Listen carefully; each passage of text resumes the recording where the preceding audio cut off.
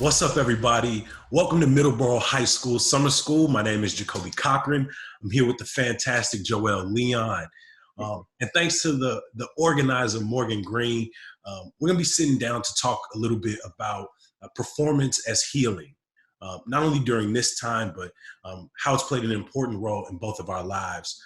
So I'm going to let Joél give a little bit about himself, but first and foremost, he wants you to know that he is a storyteller who tells stories for Black folks.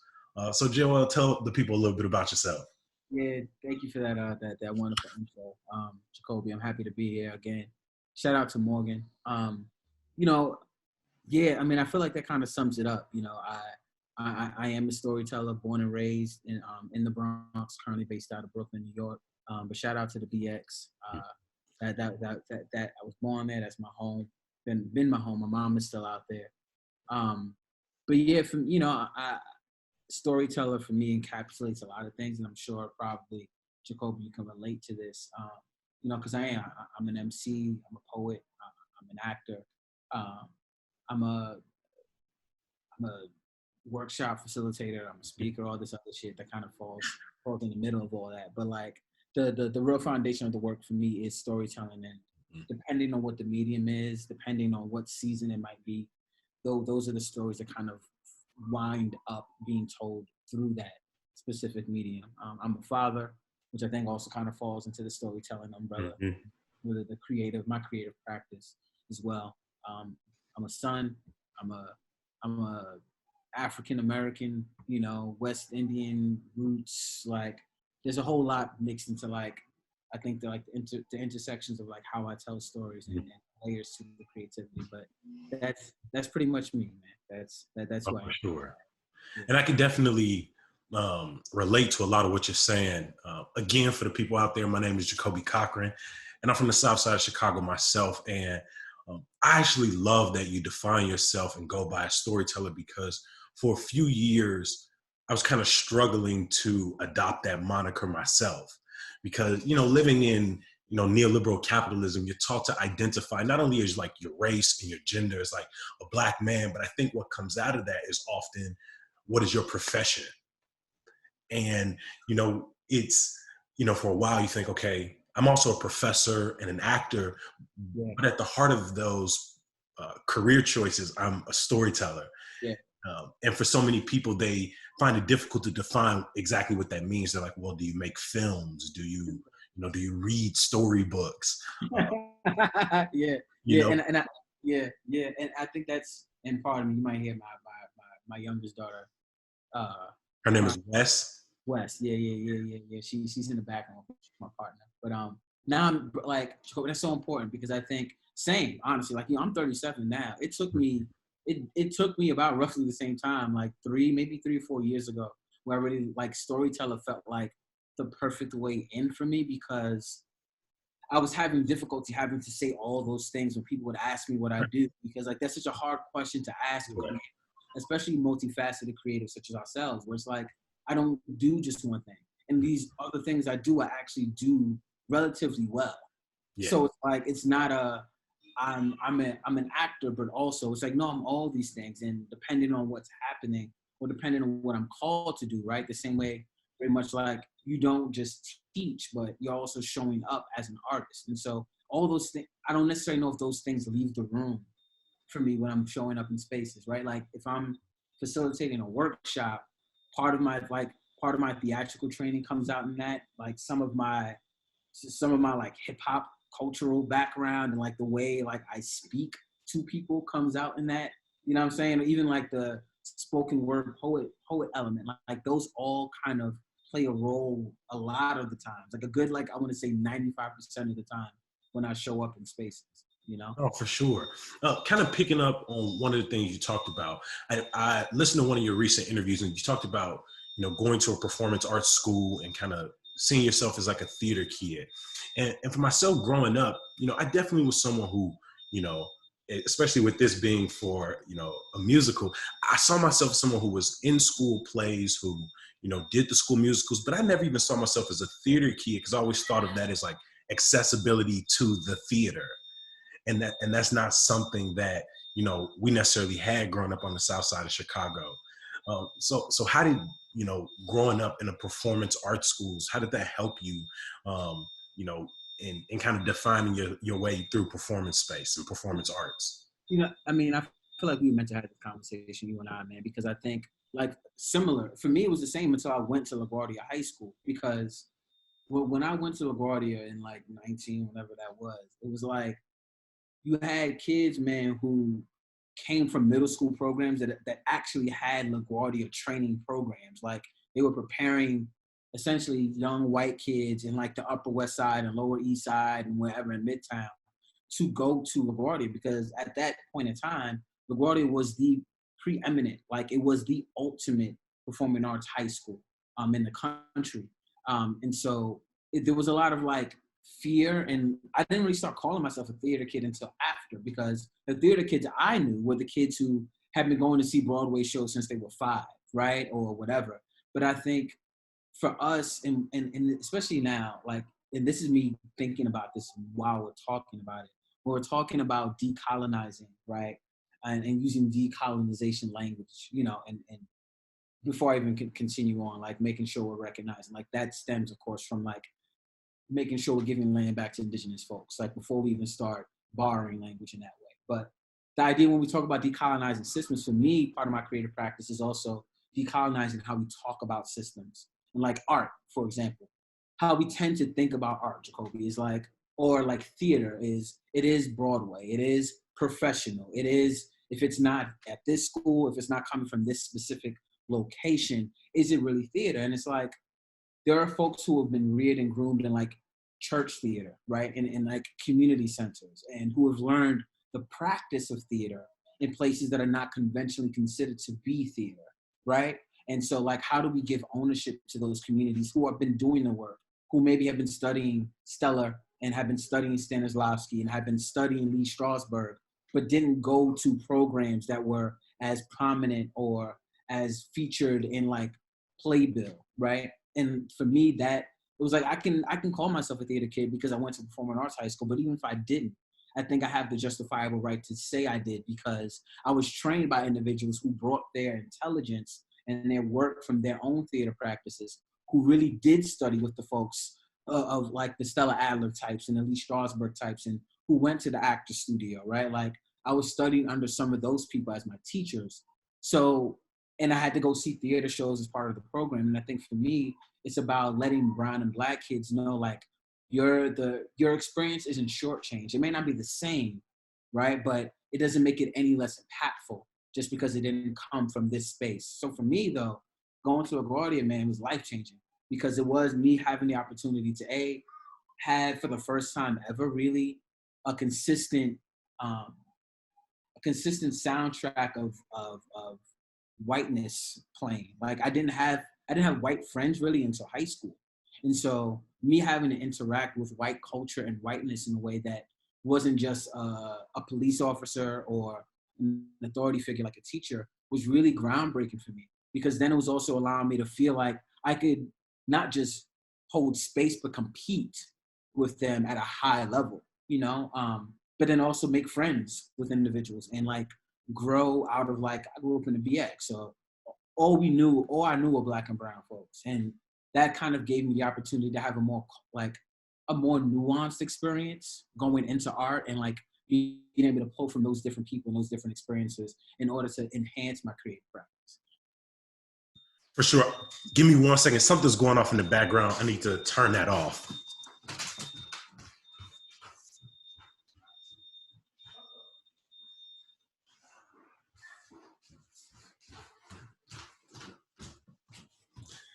When I muted it, I thought it was a car going out outside, and I was like, nah, I think that's in my own house. Yeah, because I heard something. I thought that was me, man. That might have been me too, because there was something going on in the back, like a car getting towed or something. Yeah, that's what I thought it was. I was like, man, somebody is getting booted right now. I feel getting booted and moved. But no, to pick up off of what you just said, it's interesting because me and Morgan's connection, we met back in college. She was in the theater program, but she was coming into an activity called forensics, which was like competitive public speaking, competitive acting. Yeah. And when I came into the collegiate program, it's kind of when I realized that there was like a larger world, like a larger system that was, you know, kids were competing from elementary school and high schools that had deep programs. And I didn't even know it existed. And so for a while, my understanding of the activity, I felt like I was shortchanged for a while, as if I didn't go to these programs or didn't compete in these tournaments. And then I started to realize about halfway through college that there was benefit in my experience, that I was a kid who was, you know, built a lot different than a lot of these students, that a lot of my concerns, a lot of my background, a lot of the things I went home to was different than the majority of students.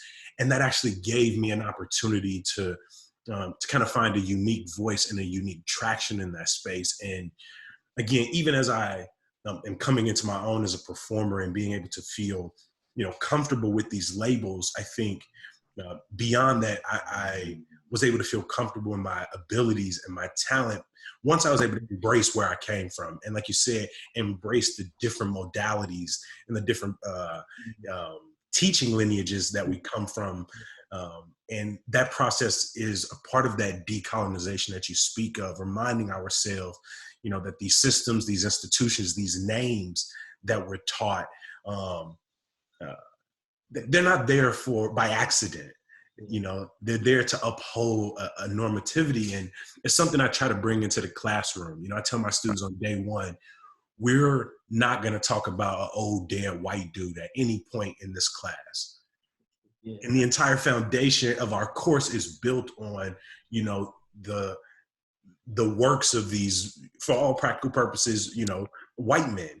And the process of taking back that knowledge, taking back that information and making it more accessible is by locating it in the everyday experiences of my students. You know, I try to remind them from day one, by way of you being here, regardless of your, you know, experiences, your unique abilities, you're already a communicator. You're already a performer, a public speaker, because to be human is in some respect to be, you know, a communicator, to be in conversation with human beings beyond simply talking with them. And my hope is that, you know, gives them some freedom in defining for themselves what it means to be, you know, not only, you know, successful or ambitious, but also to be empathetic, to be in collaboration with other people, which I think is a good transition point to really talk about what the last few months have been like, you know, for us, which is a time, it lives at a very unique juxtaposition of isolation in our own homes and our family, but, you know, this rallying call for us all to be in, you know, collaboration with each other in our ideologies moving forward, in our, you know, where we're taking up physical space. And so what has it been like for you as a father, as a performer, as a Black man, trying to, you know, manage the isolation of one pandemic and, you know, the necessity for community brought on by the other? Well, I mean, I think that's a great question, man. And then, like, even before I get to that, though, what I want to say is how impactful and important the work that you're doing is, man. I think sometimes it's hard to see the kind of reverberations of that work, especially when you're working with young scholars. But I think the opportunity, like, I think there are things that some of my high school teachers told me that I still carry with me. You know what I'm saying? Like, I remember James Moody. Mr. Moody used to always tell, like, he would ask us, like, what did you learn today? He was like, you know, if you can't tell me what you learned today, that means you weren't paying attention. And, like, kind of that's something I preach to my nephew. I preach to anyone I'm having a conversation with, because as part of that is, like, really what he was talking about. We didn't get to that point, but he was talking about awareness and like being present, right? And being mindful of what that looks like. And I didn't have the language for it. And I think this moment, and it's something that you brought up, like when we talk about empathy, I've been, the work, and let me word this carefully, because I'm incredibly, I want to say I'm very much present and aware of the moment at hand. So we're dealing with the trauma of this moment, and it's something I talk about a lot, I feel like, but the trauma of this moment that maybe lives in direct contrast to the opportunity that I feel like we're kind of uncovering in this moment. You know, when we look at COVID meets Black Lives Matter meets, you know, the election coming up, and we look at all these other things that are kind of happening, all really it feels like at the same time. For me, it's really been about leaning into my work as an empath and as an artist, to say, how can I show up in this moment for our community, in the ways that feeds our community, but somewhat selfishly winds up also feeding me in the process, because I get fed off of community, which I think lends itself to what we're talking about now, Jacoby, which really is like not just community and camaraderie and togetherness, but also ensemble work, which is why I love theater so much, because, you know, the theater practice is so much different than the film practice, which is why I'm always stressing to young scholars, like, please go to a theater program first before you decide to like do film on camera, commercial work. Like, that's important. But if the skill and practice of acting is important to you, then breaking your bones on stage is really where you get to hone that, and really where you get to take ownership of the relationships that get built on stage, and learning how to communicate, to your point, Jacoby, with people. Very similar like how we would have to do in a classroom. Yeah. And like negotiating how we learn from each other, what we give to each other. And so this moment, I think, you know, I didn't even mean to bring it here, but I do think the theater practice has also helped me be prepared for this moment, because I bring all of that into the space. And so it allows me to show up for a podcast. It allows me to show up for a panel or like a virtual performance, like all these things that are feeding not just me, but also a little bit of my pockets, but mainly it's in service of the community. And like, what does the community need, and how can I utilize my skill set as an artist, as a creative, as a father, to show up? Because then I'm getting questions from people who are like, you know, I'm long distance parenting. I'm like, okay, well, I can do that because that's where I am. Or I'm a new father where I was there and I'm still kind of there, so like I can do that. Or I'm trying to figure out how to be a creative and essentially make revenue in this time. It's like, okay, well, let's have a conversation about that. And a lot of that is because you have to play so many different roles when you're doing like early no profit community theater work. You know what I'm saying? Where like maybe you're the stage manager and you're also helping with lighting and tech, and then you're also on stage. You know what I'm saying? There's a lot happening. And so for me, it's been about giving myself empathy, right? So that I can then give that empathy and that grace and that mercy and space to others who maybe aren't as well equipped for this moment. Because when I think about what my old teacher, Mr. Moody, was talking about, mindfulness and that practice of it, for me, it now shows itself because I get to, I now have the language to access what he was talking about. Because far too often, I think we, not just as a theater community, but sometimes as a Black community, we talk about, well, just Google or you can figure it out. And like, access is very different than knowing how to use the language you have access to. And so I think, and like, I know you get this because you're doing the work of teaching young students this. It's like, I can give you the information, but if we're not having conversations about how to unpack that information, it's almost useless. It's like, you know what I'm saying? It's like teaching my 70-year-old mom how to use a cell phone for the first time. If I'm just giving her the cell phone, it's not helping her. Yeah. You know, and so this moment, I think, especially when you look at like allyship and what that means for me, and this is for me, Joél, specifically, because I do not want, and nor am I asking anyone else, especially Black women, to take on the burden of this work. And for me, it's been, I know how to access these spaces, so I don't mind helping those who don't, right? And who want to actually do the work, help them walk through there and at least give them a template so that they can do that on their own. So for me, this moment has been a lot of different things, like resting, showing up for people, being a father, but they all kind of still fall underneath the same umbrella, I think, of something you brought up earlier, which is empathy, which is my very long-winded answer of No, for sure. I think what I've had to learn in myself, it's interesting you spoke to, you know, how those theater practices working in ensembles kind of helped prepare you for this moment. Because my performance background isn't in ensemble work. A lot of my performance work has been done in, I won't say isolation because there's always an audience, but, you know, some of my work is in, you know, stand up and storytelling and poetry. And so and then even in being a professor. And so a lot of my advocacy work, while I definitely think it was multi-layered, I think my biggest outlet was being able to communicate with these sort of readily available audiences. And so when um, that's sort of taken away when you're in isolation, I really had to teach myself how to, while I'm not getting this outlet, I still have to manage my energy to show up for other people. Because it's easy, I think, to show up for other people when you're already in motion, when your life is in motion. When you're, kind of sitting still, you have to really muster that energy. And so I think when, right at the end of May, I was still teaching online, but I wasn't originally, I don't know how to say this, but galvanized.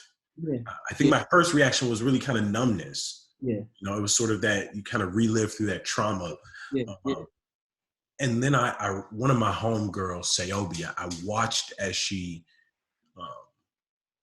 kind of dug down and created these spaces for other people, and from food drives and volunteer opportunities, and public gatherings, even just skating in the park, all of these opportunities she tried to build to create community. And I was like, this is an opportunity for me to show up for somebody, to be present with someone, to learn from someone. So I've tried to use this time really to amplify the voices of other people, try and learn that part of ensemble work, how to be not necessarily a mouthpiece, but a speaker for others. I love that.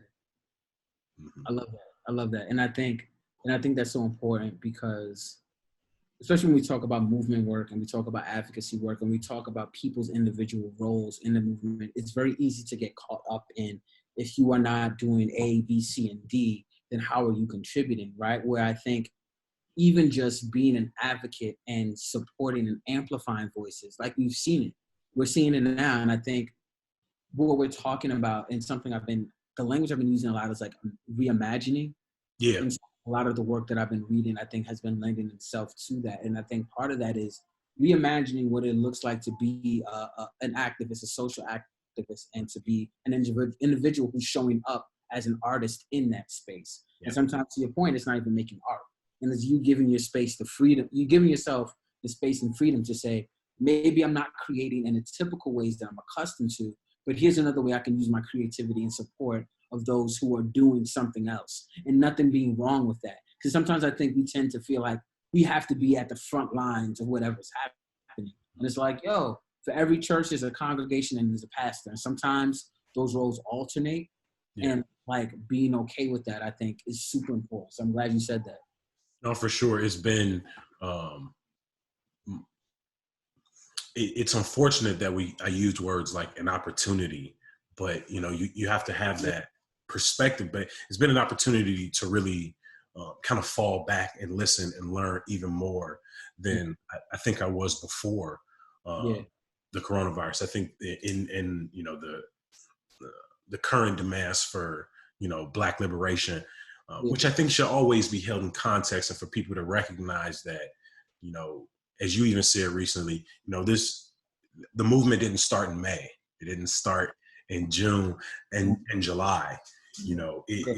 People have been out here working extremely hard. I think about places like the Let Us Breathe Collective, where people like Damon and Christiana here on the south side of Chicago, activists and scholars like Eve Ewing. People who've really been out here, talking decolonization and abolition and reimagining. And it's been a time that I've, tried to not only give resources when you can, but support and push people towards those channels as a reminder. We can't allow the narrative to bracket this moment as, May 24th or May 25th. We have to keep it in conversation with what's coming before it. Man, bro, that is so important, because I think, like, when you think of like Eve's Electric Wings came out, that was like near around the time of Ferguson, I want to say, and even maybe like, and then I think about, like, when you think of like a person like an Asia Monet, right? Like folks who have been doing artwork, art activist work long even before Ferguson, like, and who had kind of been adopting abolitionist practices. And so for me, you bring up something super important, because I think it's also, and it's something I brought up on the other podcast that you mentioned.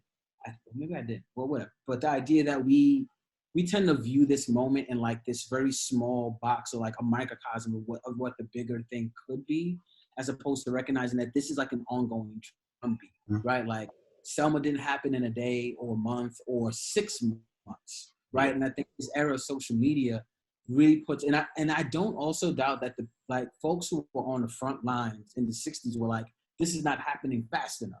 Like there's a need for expediency that we always have, which I think is important because it forces us to really put the gas on it. But I think what I don't want us to do is like, we recognize people are still protesting, marches are still happening, media isn't following it, but it's still happening. Yeah. And so honoring that space, while also recognizing that if there's a slight dip in a conversation, to not treat that as the ending of the conversation. Like the organization still exists, right? You know what I'm saying? Like the Sherrell Browns of the world, the Brittany Packnetts of the world, these individuals are still doing the work. And so I think for us, it's going to be important to continue, like to your point, Jacoby, like figure out how we show up in the space. Yeah.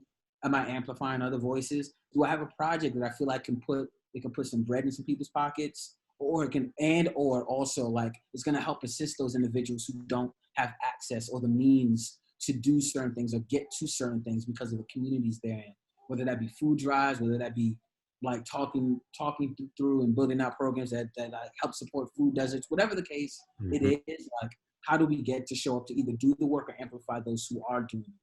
Yeah. And for the people watching, I, want to stress that you don't, view this time as something to get beyond or pass, or sort of frame it in your mind, temporally, where you're thinking, once things die down, which is a phrase you kind of read in emails from administrators and showrunners, when things die down, when things get back to normal. And I think we need to be intersectional moving forward. As you said, we need to make this, I think we need to stop allowing it to be momentary, because when it is momentary, all that reveals is it is driven by death, Black death at that it's, these moments only have momentum on the back of someone. And I performed a story the other day, talking about, sitting down with my grandmother at her table over the last 20 or so years, and how many times, we've had to experience, Black death together.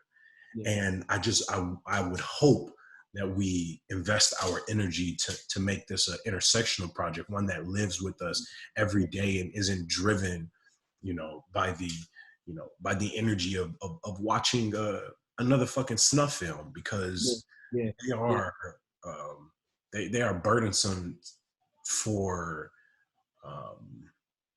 most importantly the people in them. And the families of the people in them. Man, bro, like you're on it, man. And like, just let me pedal back real quick, because I called E. Ewing's book, I think, Electric Links, and it's Electric Arches. Yeah. Like, I don't know what I was thinking about. But I think you hit the nail on the head, man. When I think about how we what I keep stressing to folks is, like, I don't want us to keep focusing on the dismantling without having a reimagining that happens at the end of it. And so it's like we're talking about all these things, whether it be decolonization, whether it be dismantling, whatever language you're using, destroying. But if there's no real substantive way of looking at how we reimagine the systems after we've lifted off this veil of oppression, we're just going to go back to another oppressive system, which is why, like, for me, it's been really important to talk through some of the foundational things that create the oppressive systems, right? And even whether it be whiteness, whether it be patriarchy, right? And like having conversations like when we're talking about masculinity and what that means and how it affects the discourse and how we show up in these spaces, and creating rooms for all forms of masculinity, right? So like whether that be trans man, trans masculine, whatever the case might be. Like we become subject to the moment if we're only looking at the movement through the lens of a moment. Is that the point, right? Like, how do we break free from that? And for me, I think a lot of that is continuing to investigate and reimagining the systems that we're operating in. Because if we're doing that continuously, it's like you and I are having this conversation, then you're having this conversation with somebody else. That person hopefully is also going to be doing that on their end. We're continuing a dialogue that I think is new. This feels very new to me because I feel like for a while there were abolitionists who were talking about abolition in abolitionist circles. Yeah. Right? And so like for me, it felt very scholarly. Yeah, right? it was very much stuck in the existentialist cafe, you know, Yeah. with Comte and Sartre and Beauvoir, and it's just this jostling of intellect versus a real grounding in Yeah. the language of everydayness. Yeah. I love the language of everydayness. Like, yo, like you ain't gotta be you don't gotta be elitist to kick it, man. And I think what I feel like what is happening too, and I think doesn't get talked about enough, and I'm glad we're recording this because you said it, like the language of everydayness. We're also decolonizing what it means to like have conversations in certain spaces. Because that's why I kind of got disenfranchised with writing like essays and shit, man, because it felt like I was writing all these essays about Black death. And like unfortunately, there was a lot of growth from that. Like there were a lot of writers who were able to like grow their followings and I'm one of them. Like, because I knew I was speaking to a moment, especially when we look at the murder of Mike Brown and how the Ferguson uprisings are starting. And for me, it was that I needed a way to communicate what I was struggling with, right? Like I was about to have my first daughter, like my first child, and I'm having these suicidal ideations. I don't know how I'm showing up as a father. I'm struggling to make ends meet. Like I'm not really sure what's going on. And so rapping wasn't doing it for me. Like I couldn't go into the booth because I couldn't afford it.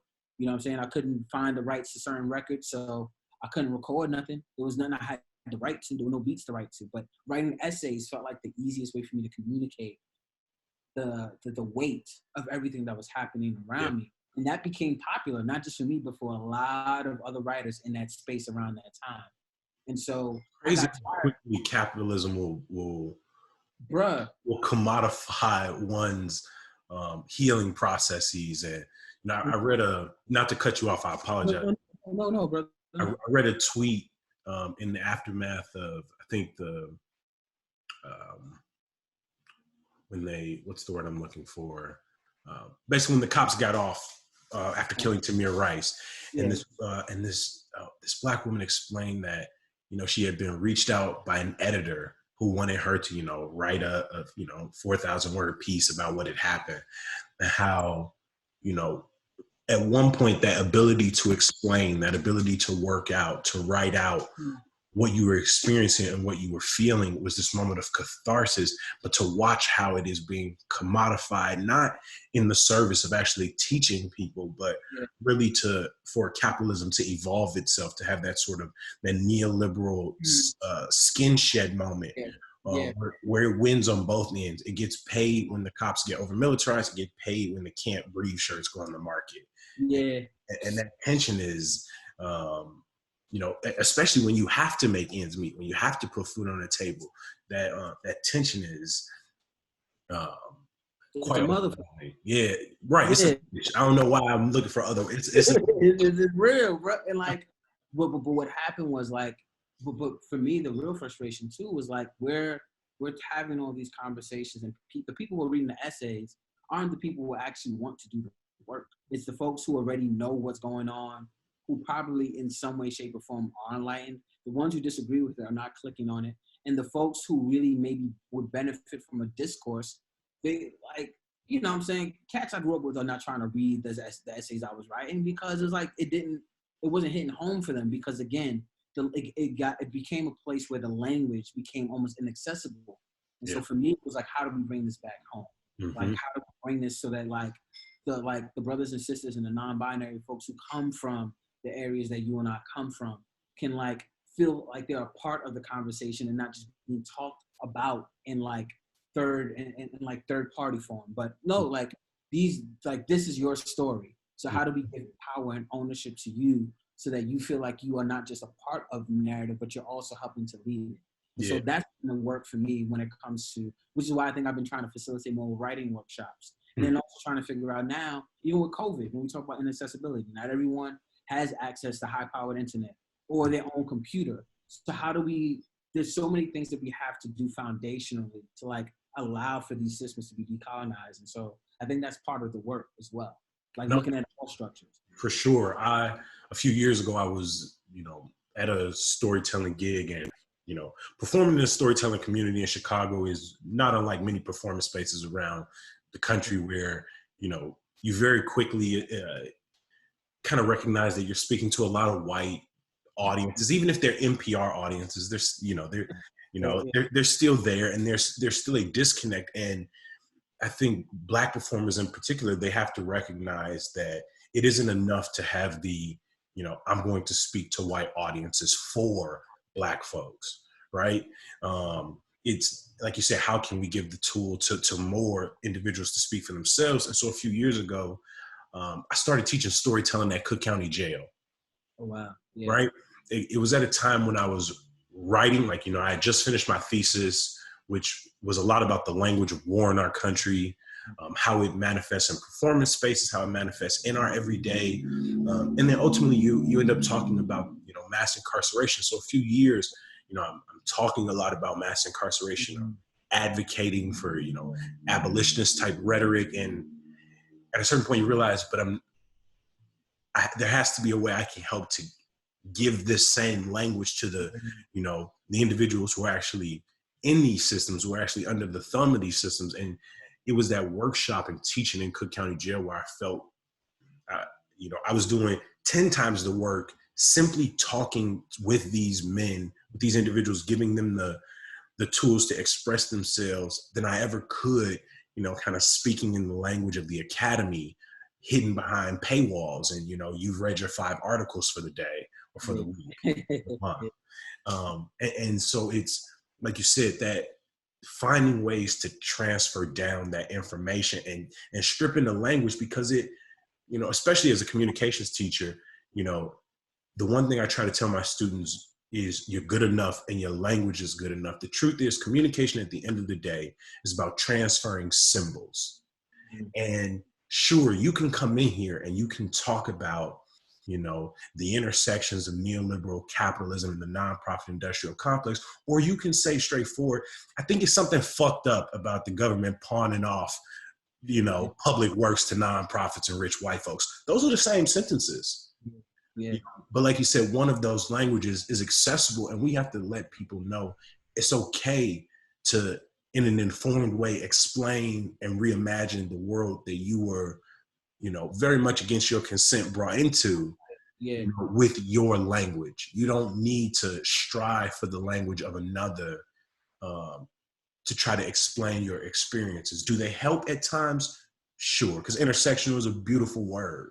Yeah, it's gorgeous. But all it means at the end of the day is recognizing that there is shared work between us to benefit us all. And so you made me think of part of the work for me, and what I really felt called to really start using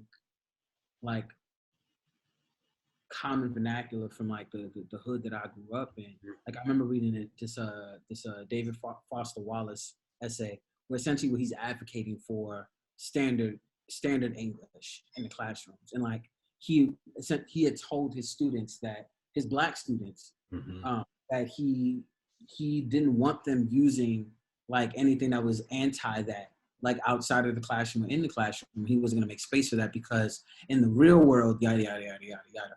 And so I think part of that is, and it's exactly what you're talking about, we have the ability to reimagine that. But the only way we do that is if we confront the systems. And so for me, it's been really, really important.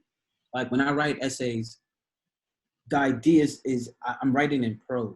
There was an opportunity I had, I remember, with an agent who shall remain nameless, wonderful human being, who wanted me to write a memoir, but wanted me to write a memoir that was very much standard memoir. And that's not how I write. That's not how I function. That's not how I approach the process and craft of writing. And so when I sent her the samples, she was like, this feels very much more like poetry, and we don't represent poets. So you have an option, right? You can change the language. And granted, she was very kind about it, and I don't think there was anything wrong with the approach. But for me, it was like a light bulb went off. It was like, okay, I can say yes to this and continue to go down the path of changing my language in order to fit a specific box, label, narrative, whatever. Or I can say I have enough trust in my work, in my craft, and in our language, right, to know that I can use this in a way to not just speak to white audiences and speak for us, but then also enable other brothers, sisters, non-binary individuals to say, okay, wait a minute. I can, if he can use his language and his privilege, right, to show up in these spaces, then what does that look like for me? Which work you were doing in Cook County, which really is also work you're doing now, which is why for me, I think when we talk about essential workers, like teachers also fall into that work, right? Social workers, because essentially, these are the people that are essential to our communities, right? Like they're laying the foundation and the groundwork for learning, which essentially, like that's showing itself now, because there are a lot of motherfuckers who clearly were not learning anything in government, who have jobs in government, who actually can be president, you know? So it's all important, but like being able to use your language and have your language be like, what's the word I'm looking for? But celebrated, you know? Validated. Yeah, yes. Yeah, because exactly. my niggas was been talking Karl Marx and Angela Davis long before I knew who those authors were. There's no credence. It's not spoken with any reverence because and because it is not of the, you know, not to say that those two individuals represent respectability politics, but they do represent a sort of hierarchy of thought. Yep. And it is what I love about those writers. It is in their existence that they are trying to dismantle those very systems. Sure. That I think many people attempt to disconnect them from. You know, through celebration and through tokenizing and through memorialization. But as we continue to complicate these figures, we recognize that they were, you know, that their language is ultimately a language of the people because it's a language from the people. I love that. And that's, man, listen, that's a whole nother conversation too. And I think it's important because when I look at Marxism, when I look at like movements and social movements, especially when we talk about socialism and whatever, what have you, the idea of we take like, I feel like we forget the fact that like language that we're pulling from like the 1920s and the 1930s is very much steeped in culture from the 20s and the 30s. And so as opposed to just taking the exact platform and just carrying all that with us, like what would it look like to say, okay, if I'm looking at Leninism from this scope and like Marxism from this lens, how do I bring that into 2020 based on the Black Lives Matter movement, based on intersections, based on all this new language that we're actually finally bringing out of academia, right? When we talk about like being transmasculine, transfeminine, and like what does that look like with the intersections of like your Blackness and like your Caribbean roots, your African roots, your all these other things that we're able to pull from that add layers and context to these movements. And we don't do that enough, I think. I think we tend to talk about them in a way that kind of mythology, like it makes the mythology and less more of a way to like actually view it as something that we can use in our everyday existence and use it in a language of like everydayness, which is like a phrase that you should like get trademarked if you haven't already, because I love it. Honestly, it's pulled directly out of, you know, people like Heidegger and Sartre who, you know, trying to ground philosophy during their time, but my background, my undergraduate studies was in philosophy, so sometimes I find myself pawning off their language in my conversations. But you know, I'll complicate those figures at a later date. But you know, as we kind of come into the close, I wanted to talk about what are some of the things that you're, you know, kind of working on now, if anything. You know, man, there's some good stuff. I'm working on my first essay collection. So super excited about that. You know, hopefully there's a poetry collection to boot. Like, granted, I am, like, I have 2 books that I've already authored through Bottle Cap Press. This is the first time I'm actually working on a book through an agent with the idea of getting this published through a major publisher. So for me, that's like, okay, cool. Let's like, what's the next thing from there? You know, working on this kind of I don't want to call it Afrofuturist because it's not really that. And like I've been doing some study and some learnings about like mundane Afrofuturism.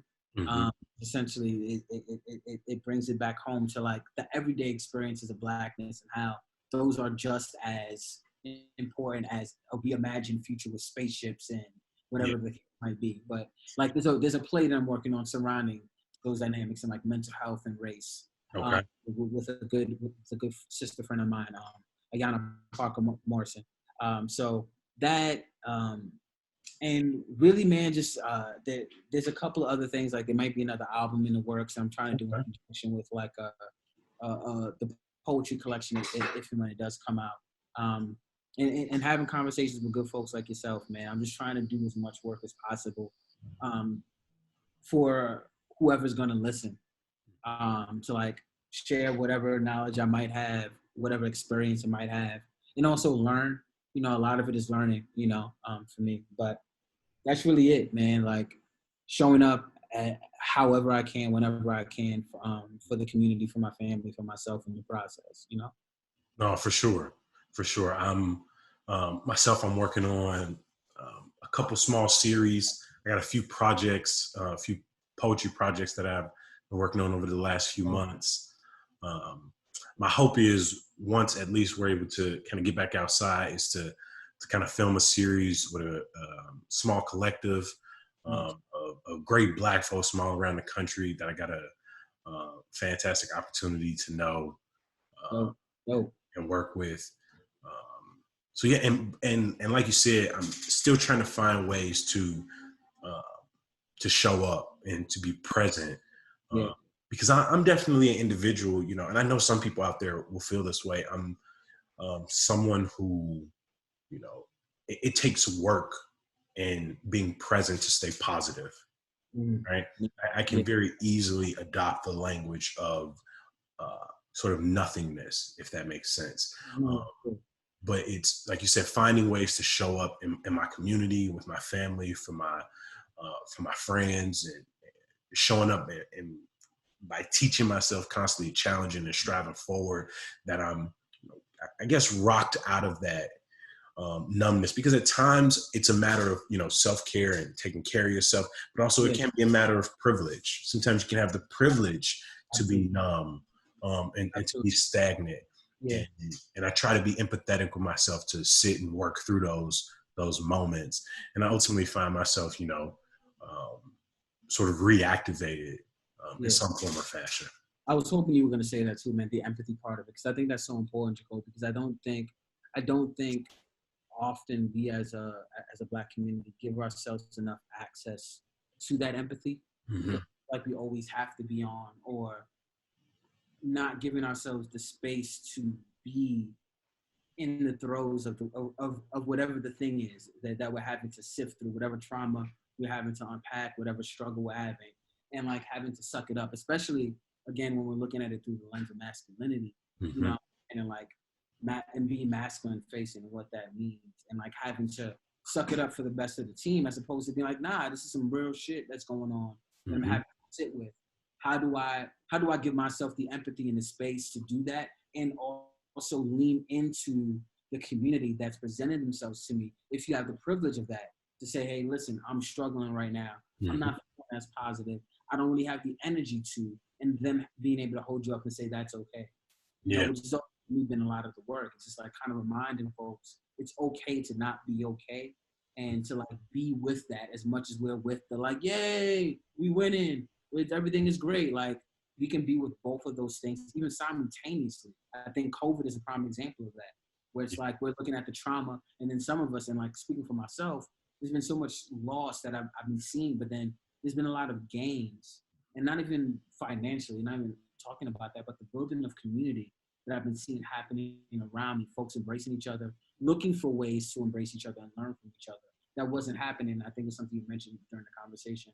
That wasn't happening as much prior to COVID. But we've been forced to like get still, get quiet, and be with everything, even when it's super uncomfortable, you know?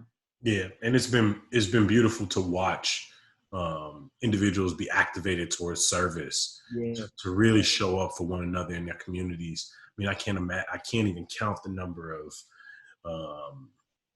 service opportunities that took place in the South Side over the last few months. Prior to kind of the first wave of protests that took place. And it's really been again, like I said earlier, a really positive and eye-opening experience. And not only recognizing that it's taking place around me, participating in it, but like you said, on those days when I can't participate, to be comfortable enough and to be lucky enough to have a community that still shows up for you in those moments. That's powerful. That's super powerful. Yeah, it's definitely helped me to survive. And I did one of these interviews a while back, and I hope for the performance community, for people who are creators and writers. I hope that during this time, at some point or another, they sort of reduce the pressure on themselves to like come out of this with the next great masterpiece or next great, piece of labor. And what's interesting is, in relinquishing that stress and that pressure, you might actually accomplish it. You might actually come out with, if not a masterpiece for the masses, a masterpiece for your mind and for your peace of mind at that end. Yeah, and I think what you're also talking about, which I hope people are picking up on, it's reimagining what the creative process looks like and what the output from your creativity can look like. Because we are our own projects, right? And so it's something it's really important for me to reinforce. We have to trust the process. We also have to trust our progress too in that. And so that if it's not a book, maybe it's something you've learned. Maybe it's a new friendship that's redeveloped. That's been developed. Or maybe it's a friendship or relationship that needed to die in order for you to move on and move forward. So you could create the next thing. And so for me, it's been really important to be intentional about my creative practice, and meaning that everything I do is part of my creative practice. And from how I brush my teeth to how I raise my children, so that everything that I'm doing in some way, shape, or form has an influence and helps influence my process, and utilizing our experiences in a way so that no matter what's happening, even when we don't feel like we're being creative, those dull moments, those moments when we're at the keyboard and nothing's coming out, or those moments when we're trying to write, we're trying to create a dance, we're trying to paint a picture, nothing's happening. I think in that space where our brains are kind of going and doing whatever they need to do in the background, that is feeding us for the next thing that's going to come, whether that be next week, next month, 3 months from now, and just using all of that as a means to recognize how important even those spaces of when we're feeling inadequate actually are for us to build whatever we're moving towards, it's important. For sure. And one of the things, again, kind of speaking to the larger audience, remind yourself, and not in a sort of self-flagellation or in a chastising way, remind yourself during this time, if you do have the privilege of contemplation, of creating, of even having a creative roadblock that does not lead to sort of your immediate, the sort of upending of your immediate survival. Remind yourself that during this time, people are suffering the food insecurity, at home insecurity. And if you can, again, as we've been talking through this whole conversation, if you could find ways to show up, to amplify, to donate towards those causes, trust me, that time is much better used in that, and sort of trying to beat yourself out of or into sort of some sort of creative epiphany or funk. So, there's never a really good segue into that, but just a reminder, being in service of others is proving itself, every day, vital to our collective survival. And it's beautiful to watch the systems sort of crumble, because I think their stability was built off, especially in our society, a belief that the individual and the subjective is somehow God to our collective survival, our collective prosperity. And sort of in all of us having to sit down, reevaluate what our subjective lives is. I hope there is a reinvestment in the collective, because there is no I without the we. No, there isn't. And you know, you said it before we even started recording, man. You were talking about surviving, and I gave you this whole spiel about thriving. But I think, you know, at the end of the day, though, it's really more about like your survival is part of the revolution too. You know what I'm saying? Like, I think making space for that, and really exactly what you're talking about, I think is key. Like all elements of it are welcome, because all elements are going to be needed when we talk about the collective that you brought up. Exactly. So, you know, read more Black women, listen to more Black women, like decolonize your mind, diversify your bookshelves, like the art that you consume, moving forward, the causes that you give to, you know. And I hope people recognize that when we talk about self-care, when we talk about performance that's healing, something that kind of started this conversation, like you said earlier, if you look at it through the lens of theater, self-care does not have to just be about isolating away from community. Serving yourself can happen simultaneously in service of others. Yes. If that's on stage, in a classroom, in a workshop, or even in your preparation to deliver something to an audience.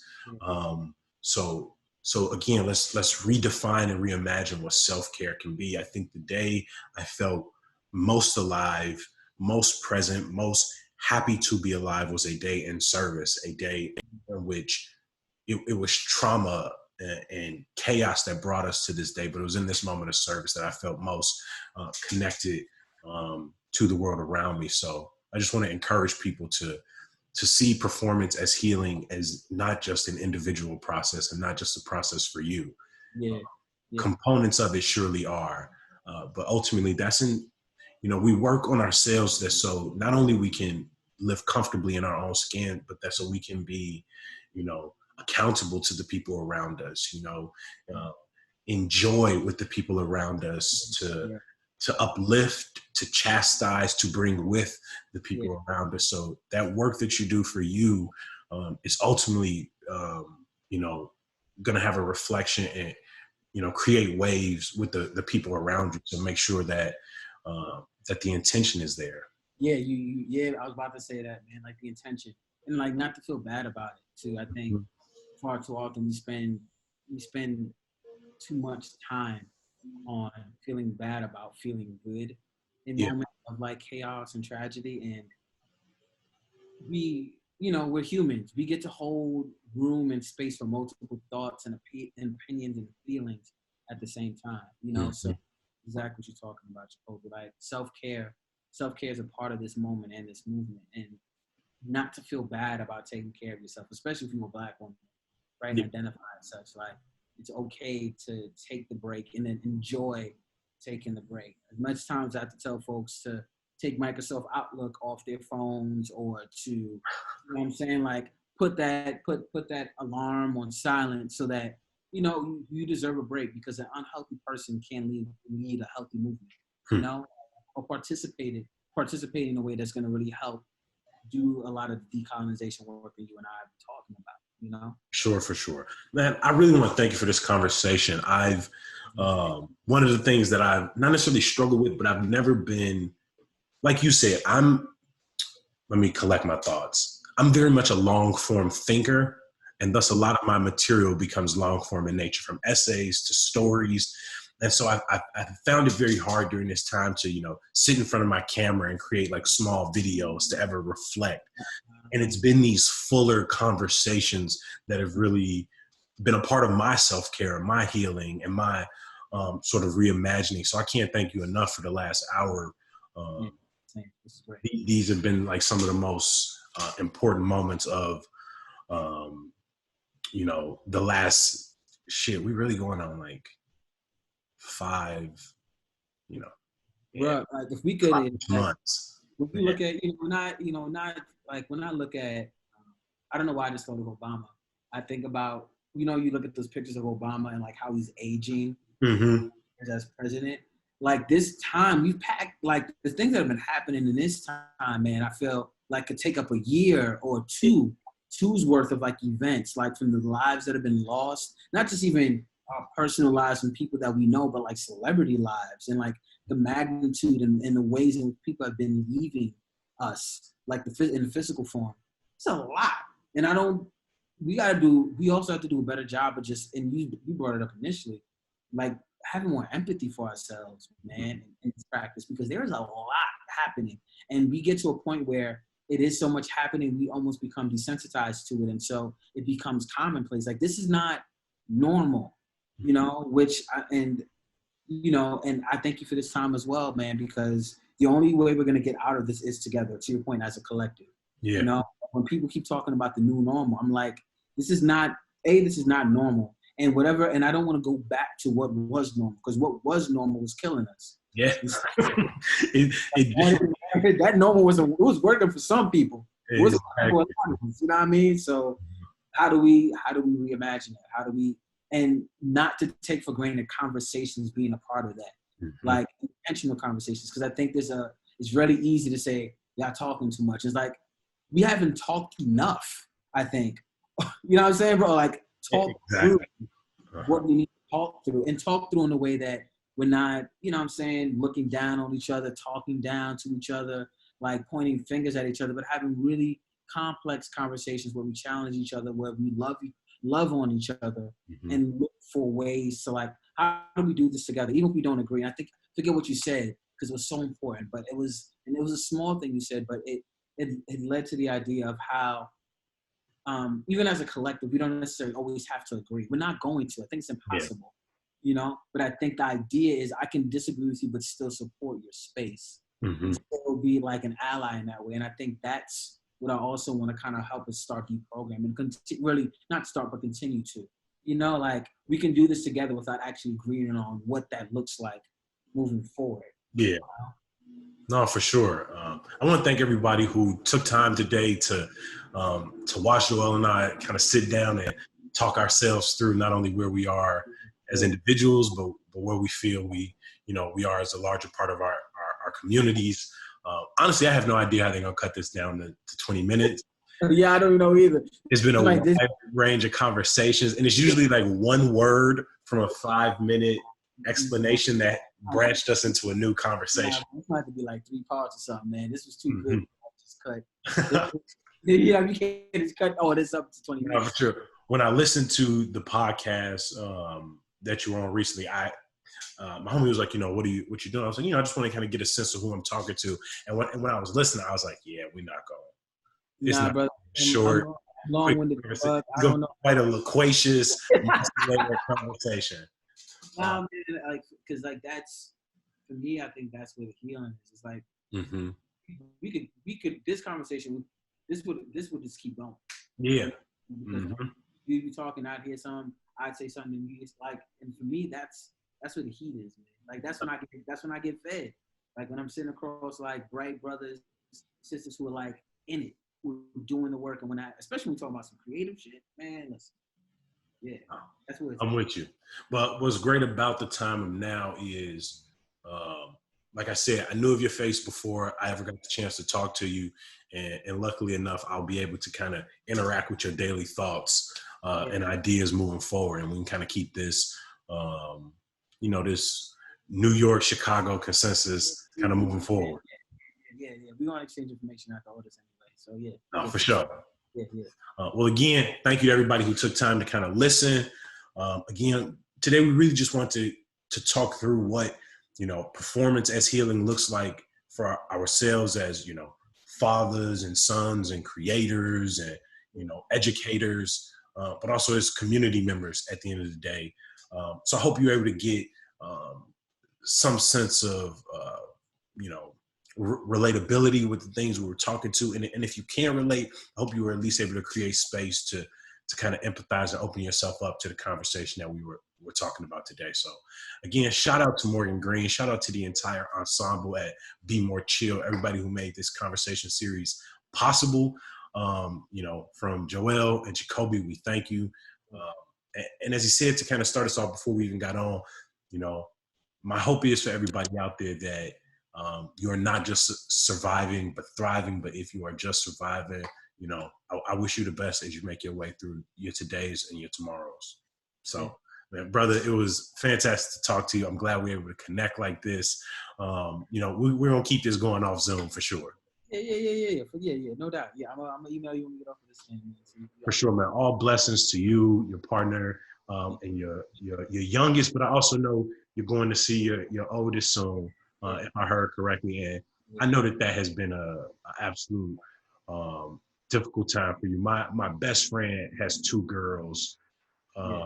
My brother from college, and I'm getting to watch them, grow up. And it's probably the thing that keeps me most tethered to the planet right now. So I know for you that having to extend that rope as far as you had, it pulls at you every day. So I can't wait for you to close that distance. So, man. I appreciate that, man. It means a lot, man. So thank you. No, for sure, man. You have a great rest of your evening, all right? You too, homie. Good talk, man. All right, sleep through the fireworks, man. I know them motherfuckers still going off there. Man, the motherfuckers is loud as shit. It's not as bad, though. It's been less dramatic. So, we're cool. We're good. So. All right, for sure, brother. Be safe out there, man. You too, man. We'll keep in touch. All right, peace.